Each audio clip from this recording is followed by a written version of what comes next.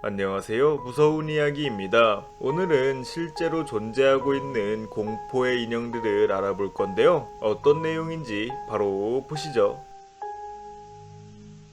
1991년 리사 로렌스라는 여성은 직장을 옮기게 되어 아이와 함께 캐나다로 이사를 하게 되는데요. 이상하게 이 집으로 온 이후부터 밤마다 아기 울음소리를 듣게 됩니다. 그러자 이상함을 느낀 리사 로렌스는 아기 울음소리를 따라가 보기로 하는데요. 소리를 따라가 보니 굉장히 낡은 지하실이 있었고 그곳에는 오래된 아기 인형이 있었습니다. 하지만 겉으로 봐서는 크게 이상해 보이지 않았기 때문에 리사 로렌스는 날이 밝으면 이 인형을 딸에게 건네주려고 했는데요. 멀리서 그 모습을 지켜보던 이웃 주민이 갑자기 인형을 가로채기 시작하더니 이 인형에 대한 충격적인 이야기를 하게 됩니다. 알고 보니 이 인형은 오래전 이 마을에 살던 소녀의 인형이었는데요. 갑작스러운 사고로 인해 소녀는 인형과 함께 지하실에 갇히게 되었고 이 사실을 뒤늦게 알게 된 소녀의 가족들은 결국 딸을 잃게 되었다고 합니다. 그러자 이 인형은 분노를 하기 시작했고 이때부터 피눈물을 흘리며 아기의 울음소리를 낸다고 하는데요.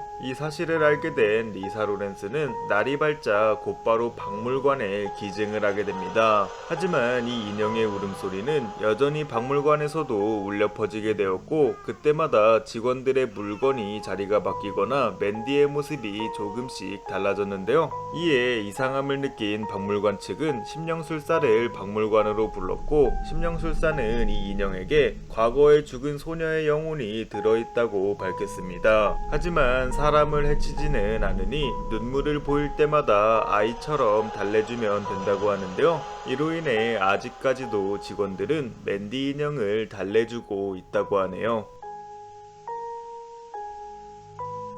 1906년 로버트 유진 오토는 5살이 되던 해에 봄으로부터 한 인형을 선물 받게 되는데요. 신기하게 이 인형은 유진과 매우 비슷한 부분이 많았고 이에 유진은 자신의 이름과 같은 로버트라고 이름을 지어주게 됩니다. 그리고는 같이 친구처럼 지내며 항상 인형과 함께 했다고 하는데요. 이상하게 그 인형이 오고 난 이후로 가족들은 오싹한 기운을 느끼게 되었고 유진은 인형이 혼잣말을 하는 것도 듣게 됩니다. 게다가 이웃 주민들에 따르면 가족들이 집을 비울 때마다 무언가가 창문과 창문 사이를 왔다 갔다 하는 모습이 보였다고 하며 소름 끼치는 웃음소리 또한 들렸다고 하는데요. 이뿐만 아니라 유진의 가족들도 로버트가 혼자 움직이는 듯한 느낌을 받았으며 눈이 깜빡이는 걸 목격하기도 하는 등 살아있다는 느낌을 받게 됩니다. 그러나 이런 무시무시한 일들이 일어나고 있음에도 유진은 자신과 매우 닮았다는 이유로 로버트를 버리지 않았는데요. 1974년 유진이 세상을 떠나게 되자 남은 가족들은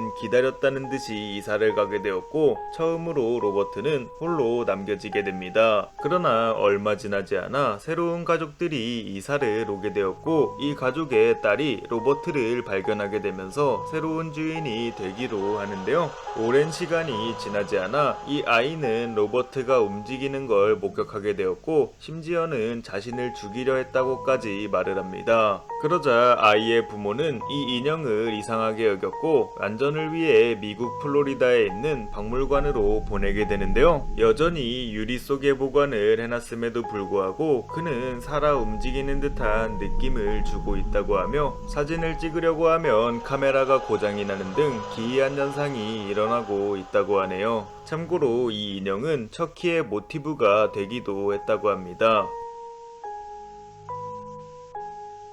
1968년 한 여학생은 어머니에게 봉제 인형을 선물 받게 되는데요. 매우 낡고 그다지 마음에 들지도 않았었지만 어머니가 주신 물건이었기 때문에 그녀는 인형을 애지중지하게 됩니다. 하지만 인형을 가져온 이후부터 그녀에게는 이상한 일들이 벌어지기 시작했는데요. 신기하게도 방에 놓았던 인형이 나갔다 오면 부엌에 있었고 다리를 꼬거나 팔짱을 끼는 등 인형 혼자서는 도저히 불가능한 일들이 계속해서 벌어졌다고 합니다. 그러자 이상함을 느낀 여자는 심령학자에게 제보를 하게 되었고 이를 본 심령학자는 인형 속에 에나벨이라는 어린 소녀의 영혼이 깃들어 있다고 말했는데요. 했는데요. 알고 보니 이 에나벨은 어린 시절 교통사고를 당했고 이후 자신이 제일 아끼던 인형과 한몸이 되어 지금까지 살아가고 있는 것이라고 밝혔습니다. 그러자 이 말을 듣게 된 여자는 이를 안타깝게 여겼고 위치만 바뀌어 있을 뿐 딱히 사고를 친 것도 아니었기 때문에 함께 지내기로 하는데요.